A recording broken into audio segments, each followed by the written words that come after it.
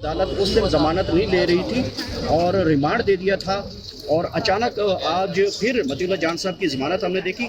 کارروائی کیا ہوئی؟ میں ذرا ایکسپلین کر دیتی ہوں کہ سب سے پہلے تو جب مطیع اللہ جان صاحب کو پیش کیا گیا تھا تو ہم نے ڈسچارج کی بحث کی تھی کہ یہ پرچہ ایک جھوٹا پرچہ ہے. ثاقب رشید صاحب نے آ کر ایک بیان حلفی عدالت میں جمع کرایا، اور یہ کوئی بھی یہ پرچہ پڑھ کے ہنسے گا ہی، کیونکہ مطیع اللہ جان صاحب کی جو انٹیگریٹی ہے، ریپیوٹیشن ہے ایز اے جرنلسٹ، وہ بیونڈ ڈاؤٹ ہے. تو اس دن ان کا 2 دن کا فزیکل ریمانڈ دینا ان کے ساتھ ناانصافی تھی، ان کی لبرٹی پر ایک انفیئر کرٹیلمنٹ تھی.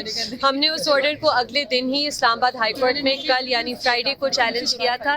ہم نے ریکویسٹ کی تھی سیم ڈے ہیئرنگ کے لیے، کیونکہ اگر وہ اس کے بعد سنا جاتا تو وہ انفریکچوئس ہو جاتا. And we are very grateful کہ honourable Islamabad high court نے ڈویژن بینچ کانسٹیٹیوٹ کر کے ہماری یہ پلی سنی اور یہ 2 دن کا فزیکل ریمانڈ والا آرڈر سسپینڈ کیا، جس کی وجہ سے پھر ہم ادھر کل آئے بھاگتے ہوئے ATC کہ ہم بیل کل ہی موو کریں گے، لیکن یہ نہ ہو سکا کیونکہ کورٹ اویلیبل نہیں تھا. لہٰذا آج صبح ہم نے بیل دائر کی جیسے ہی مطیع اللہ جان صاحب کو پیش کیا گیا، اور وہ بیل الاؤ کی گئی ہے. یہ کیس ویسے بھی ایک جھوٹا من گھڑت کیس ہے، اور ہم اس کیس کی کواشمنٹ کے لیے بھی اسلام آباد ہائی کورٹ میں جا چکے ہیں، وہ منڈے کو لگا. اچھا، آپ سینئر کونسل ہیں اس مطیع اللہ جان کے کیس کا. یہ مقدمہ تو حکومت کہہ رہی ہے، خود کہہ رہی ہے جھوٹا مقدمہ ہے. پھر مقدمہ کس نے کروایا؟ حکومت نے ابھی تک مقدمہ واپس کیوں نہیں لیا؟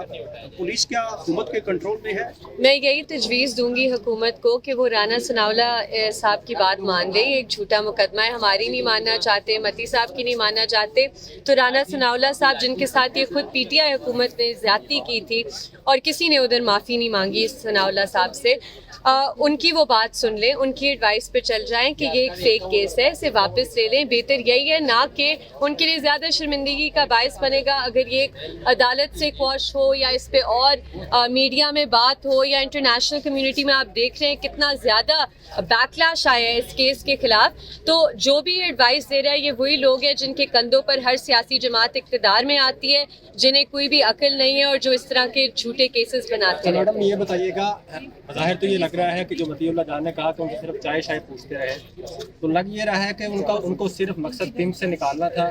وہاں پہ جو حقائق چھپے ہوئے تھے، جو لاشوں کی بات ہو رہی تھی، افواہیں تھی، یا انٹرنیشنل میڈیا وہاں پہ لگا ہوا تھا، آپ کو لگتا ہے کہ یہ تمام تر واقعہ جو ہے وہاں سے توجہ ہٹانے کے لیے کیا گیا؟ یہ صرف اس لیے نہیں کیا گیا کہ توجہ ادھر سے ہٹائے، لیکن اس لیے بھی کیا گیا تاکہ آپ سب صحافیوں کو ایک پیغام بھیجا جائے کہ اگر آپ تحقیقات کریں گے کہ کتنی لاشیں گری ہیں، کس حالت میں لوگ پہنچے ہیں ہسپتال، کیا حکومت کیوں نہیں لاشیں واپس دے رہی تھی بہت سے فیملی ممبرس کو، تو پھر آپ سب پر بھی منشیات ڈال کے آپ کی زندگی کے 5-6 دن اس طرح نکالے جائیں گے جس کے لیے کوئی ایڈیکویٹ ریکمپنس نہیں ہو سکتی. تو یہ صرف مطیع اللہ جان صاحب کی بات نہیں ہے، یہ ہر پاکستانی شہری کی بات ہے جو حق اور سچ پہ بات کرتا ہے اور جو سوال اٹھاتا ہے.